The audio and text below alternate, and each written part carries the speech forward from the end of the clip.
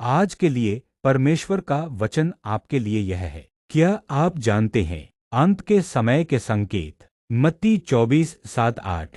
राष्ट्र राष्ट्र के विरुद्ध उठेगा, ये सब पीड़ाओं की शुरुआत है। इन संकेतों से हम क्या सीखते हैं? चारों ओर का अराजकता अकारण नहीं है, यह एक जागृति का आह्वान है। ये संकेत मसीह के आगमन की ओर इशारा करते हैं। नैतिक पतन भविष्यवाणी की पूर्ति है।